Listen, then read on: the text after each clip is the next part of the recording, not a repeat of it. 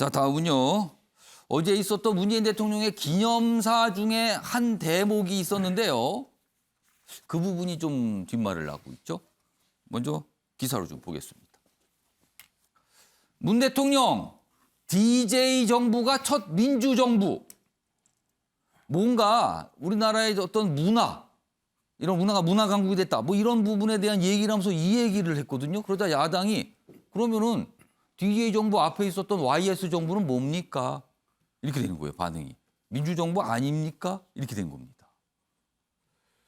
오, 이게 그래서 국민의힘에서는요, 아니, 이제 정부를 가지고 편을 가릅니까? 이렇게까지 반발하는 반응이 있었거든요.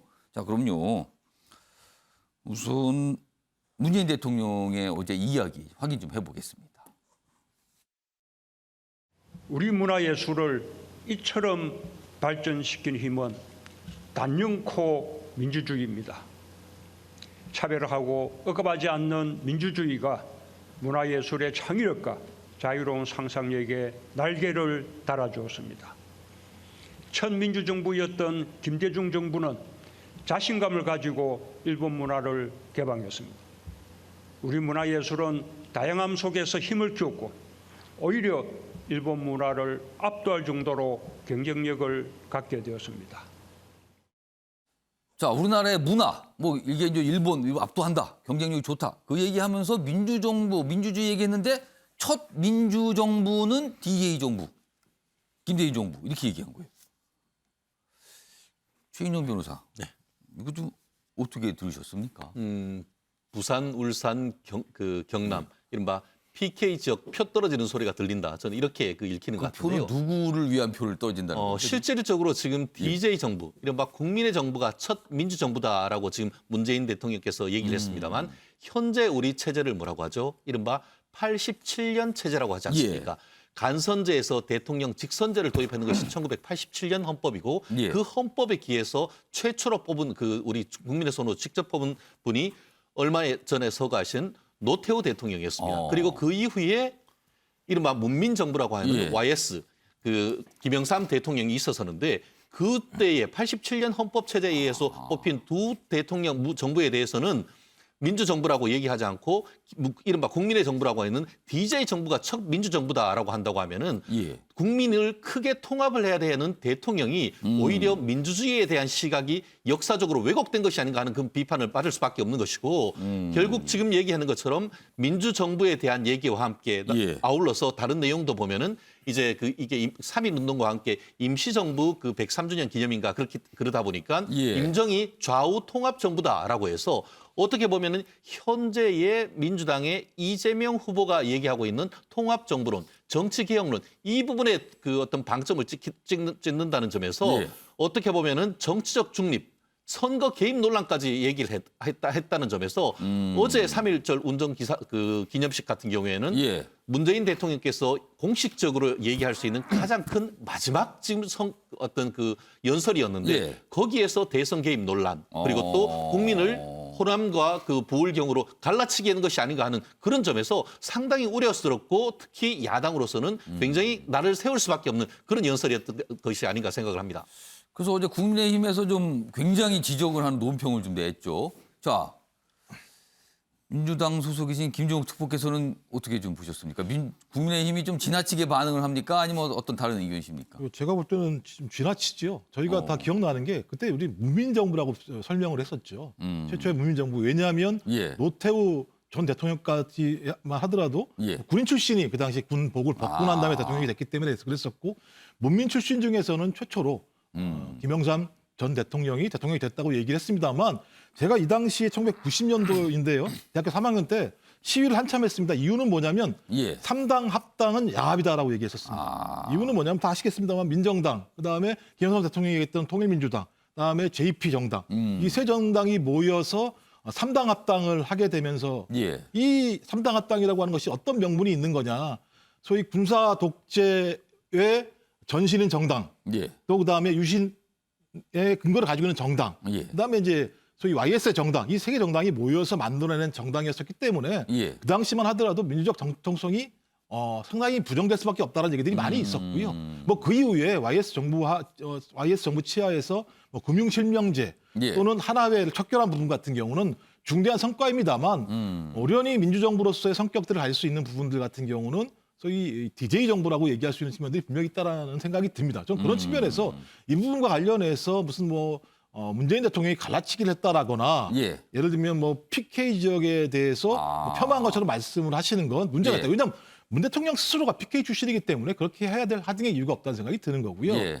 또 하나는 3.1절 관련해서도 마찬가지인데 소위 3.1운동과 관련된 독립운동이 통합의 운동이었고 모든 예. 전 민족적 항쟁이었다라고 한 얘기 이것이 역사적으로 먼저 있었던 거고요. 예. 그걸 따라서 이재명 후보가 그런 통합의 정부 위기 국면에서 만들겠다고 얘기한 측면과 관련해서 이것이 제가 볼 땐 예를 들면 이재명 후보가 먼저 얘기한 것이 역사적으로 앞이라고 얘기한다면 이제 이해하겠어요. 그런 부분. 예. 그게 아닌 측면인데도 불구하고 그 3.1운동의 성격들을 가지고 와서 소위 지금에 있는 이재명 후보까지도 비판하는 또는 문재인 대통령을 비판하는 건 전 좀 이해가 안 되는 소위 비판적인 논거라고 생각을 합니다. 그러니까 저 김재욱 특보께서 말씀하신 것 중에 그건 좀 국민의힘이 지나치게 반응한다. 과거에 3당 합당이 있었지 않습니까? 그게 굉장히 지적과 비판을 받았는데 그런 걸 감안하면은 굳이 못할 말도 아니다. 약간 이런 말씀을 하셨는데 근데 가만히 생각을 해보면 당시 3당 합당의 한 축이었던 세력이 있어요. 근데 그 축이 DJ 정부와 손을 잡지 않았습니까? 네, 그렇습니다. 그럼 DJ 정부는 어떻게 되는 겁니까? 예를 들면 말씀드렸지만 그때 했던 방식들은 뭐냐면 예. 소위 지역 연합이라고 하는 방식들로 결합을 시켰었습니다. 예. 그러니까 예를 들면 인물 대 인물의 개념이 아닌 거고요. 소위 기존의 과거 같은 경우 소위 그 박정희 정부부터 시작돼 있는 소위 패권적 지역주의에 맞서서 그 지역주의로 인해서 소위 많은 피해를 봤던 예. 지역의 저항적 지역주의 이 두 가지를 연합하는 방식을 통해서 새로운 예를 들면 지역의 문제들을 극복할 수 있고 예. 새로운 방식으로 나아가자는 방식의 새로운 선거 전략의 차원의 문제였었기 때문에 지금 DJP 연합 설명을 하신 거죠? 네, 그렇죠. 예. 예. 그런 방식으로 좀 지적이 된 거죠. 그래서 핵심은 뭐냐면 소위 지역에서 억압받았던 아니면 예를 들면 지역 갈등에 의해서 고통받았던 분들의 연합을 통해서 새로운 방식의 민주정부를 만들어내자는 의미로 제기가 되는 부분이 분명히 있기 때문에 예. 저는 그 이전의 방식과는 다르다라고 생각을 합니다. 최인영 단장께서 좀 발언기 요청하셨어요. 그래서 저 다른 두 분도 발언기 드릴 테니까 조금만 기다려 주시고요. 예. 짧게 말씀드리겠습니다. YS의 문민 정부가 있었기 때문에 이른바 역사 바로 세우기 하나회의 숙청을 통한 우리 군부 정권을 어떻게 보면은 일수할 수가 있었던 걸 알겠습니까? 지금 문재인 대통령 말씀대로라고 한다면 그건 뭐죠? 결국 지금 이번 정부에 있어서 그 얘기를 하고 있고 특히 지금 이재명 후보 같은 경우에도 선거 10일 앞둔 시점에서 이제 와서 공동정부 만든다 하는데 그 공동정부가 그렇다고 하면은 예전에 있었던 3당 합당과 도대체 다른 것이 뭐가 있겠습니까? 진정성이 있다고 하면 오히려 지난 그 문재인 정부도 있는 동안 예. 어떤 그 정부 개혁, 정치 개혁을 얘기를 했어야 되는데 예. 지금 선거를 앞둔 상태에서 열세가 되니까 그것을 던지는 것이 오히려 어떻게 보면 그렇게 해놓고 지금 3당 합당과 YS를 폄하한다는 것은 자가당착이 아닌가 생각을 합니다. 자, 이런 가운데요. 어제 이재명 후보는 서울 명동에서 유세를 했거든요. 근데 여기에서 역시 DJ 정부 뭐 이런 얘기를 좀 꺼냈거든요. 그 기사 먼저 좀 보겠습니다. 명동에 뜬 이재명 DJ 노무현처럼 승리하겠다 이렇게 강조를 합니다. 자, 그럼 이 대목 어떤 모습이었는지 확인해 보겠습니다. 이곳 명동은 우리 민주당에게 우리 진보 개혁 세력에게 상징적인 의미가 있는 곳입니다. 바로 97년 김대중 대통령 후보께서 2002년 노무현 대통령 후보께서 마지막 유세를 했던 곳이 바로 이곳입니다. 오늘 이곳 명동에서 한판승 세기를 박는 승리의 큰 걸음을 시작하겠다. 함께 해 주시겠습니까, 여러분? 자, 이종구 평론가. 네네. 어떤 의견이십니까? 저는 이 정치학으로 정치학으로 한번 이렇게 접근해 볼게요. 예. 정치학에서 민주주의는 어떤 의미를 갖냐면 예. 복수의 정당을 인정을 하고 그다음에 국민들이 정기적으로 투표에 의해서 정권을 교체하는 것. 이게 민주주의입니다. 그러니까 지금 이 문재인 대통령이 민주주의를 강조하면서 첫 민주정부라고 얘기했어요. 예. 그러니까 민주정부라는 이름이 어떤 별칭이 아니라 민주주의를 처음으로 한 정부다. 그렇죠. 이런 민주주의를 처음으로 실천한 정부다 해서 뭐 이렇게 된 첫 거죠. 민주정부라고 지금 예. 논리적으로 얘기했어요. 그런데 생각해 보시죠. 우리나라는 지금 현재 6공화국입니다. 1공화국부터 6공화국까지 예, 대통령이 바뀔 때마다 공화국이 바뀌어요. 그렇습니다. 헌법이 바뀌어요. 이승만 대통령은 1공화국이고 그렇습니다. 윤보선 대통령 2, 예, 예. 박정희 3, 그다음에 유신 때 4가 4까지 되죠. 박정희고 4공화국이 최규화. 예. 그다음에 전두환이 5공화국, 예. 노태우가 6공화국이에요. 오. 이렇게 보면 대통령이 바뀔 때 헌법이 바뀐다는 건 그만큼 이게 민주적이지 않다는 거거든요. 그런데 YS 김영삼 정부가 처음으로 예. 하나의 공화국에서 두 번째 대통령이 된 거예요. 아, 그러네요. 공화국이라는 표현 더 이상 바뀌지 않는 거네요. 안 나요. 지금요. 그리고 지금까지 이어져 왔습니다. 아. 그러니까 무슨 얘기냐면 정치학으로 볼 때 김영삼 정부가 사실은 첫 민주적으로 정권이 교체된 정부라고 정치학에서는 표현할 수밖에 없어요. 그러니까 단순히 군에서 뭐 문민 이 의미가 아니라 예. 하나의 공화국에서 두 번째 대통령이 됐다는 거예요. 아, 그래서 당연히 이거 민주주의가 공고화됐다. 이게 민주화라는 이름이 없어요, 우리나라는. 민주화가 아니라 민주주의가 된 거예요. 예. 근데 이것을 부정한다? 이건 어떤 의미냐면 아예 그냥 우리 당, 우리 어떤 정당, 이 정치사에서 우리 정당만 지금 민주정부야라고 고집하는 것처럼 대통령이 표현을 하잖아요. 저는 마음속으로는 그럴 수 있다고 생각을 해요. 예. 하지만 대통령은 그렇게 표현해서는 안 되죠. 왜냐하면 지역적으로도 그렇고 합당을 하면 뭐 이게 예. 지역적인 갈등이고 연합을 하면 지역적인 갈등이 아니다. 이것도 내로남불이죠. 알겠습니다. 자, 조대진 변호사는 네. 어떻게 보셨습니까? 저는 뭐 이게 저렇게 발언하신 뭐 문재인 대통령께서 발언하신 게 뭐 갈라치기 한다거나 정치 개입하려는 그 의도가 있다라고 보이지는 않고요. 예. 뭐 첫 민주정부라고 얘기를 한 게 형식적인 부분에서 실질적으로 이제 민주정부로 나아갔다라는 그 부분을 강조하기 위해서 언급한 부분이지 뭐 YS랑 YS 정부를 뭐 폄하하기 위한 부분은 아니라고 봅니다. 그리고 아까 김종욱 특보께서도 얘기를 해 주셨지만 뭐 그 3당 합당의 그 정치적 야합 이런 부분과는 또 다르게 예. 뭐 새롭게 뭐 DJP 연합이랑 또 뭐 견줄 수 있는 부분들도 있기는 하지만 그런 부분은 성격이 명확하게 다르다는 점에서 또 이렇게 구분지어질 수 있다라고 저는 봅니다. 네.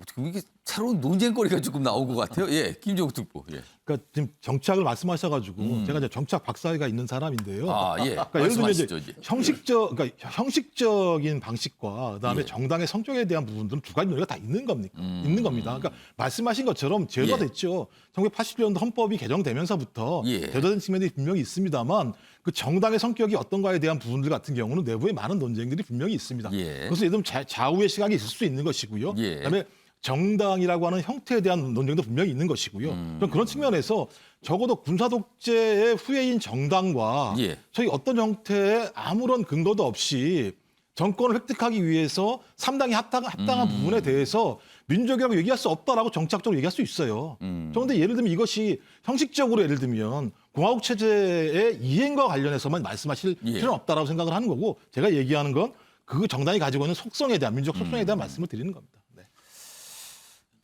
아무튼 좀 예상은 많은 정치권에서 못했죠. 뭐 기념사에서 뭐 그런 얘기가 나왔을 건데 그 얘기가 딱 나오면서 이제 반응들이 나오고 이렇게 기사를 좀 다뤄줬습니다.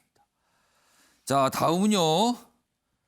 대선 후보들 간의 움직임을 다룬 기사입니다. 그러니까 이른바 단일화 또는 뭐 연대 뭐 이런 얘기죠. 어제도 몇 가지 움직임이 있었는데요. 먼저 사진 좀 보겠습니다.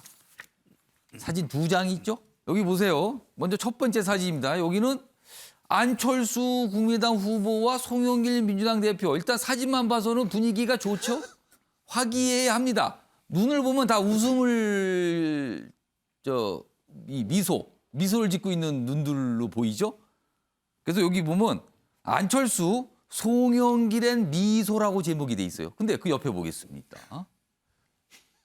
누군가요, 여기가? 안철수 후보가 앉아 있는데 누군가 손을 내밀었잖아요. 이준석 국민의힘 대표입니다. 안 좋죠, 원래 사이? 근데 어제 딱 내밀었는데 안철수 후보의 눈이요. 이거는 반갑다고는 볼 수가 없어요, 최소한. 자, 여기 제목 보겠습니다. 어떻게 됐냐면 이준석엔 레이저라고 돼 있군요. 레이저. 미소와 레이저의 차이다.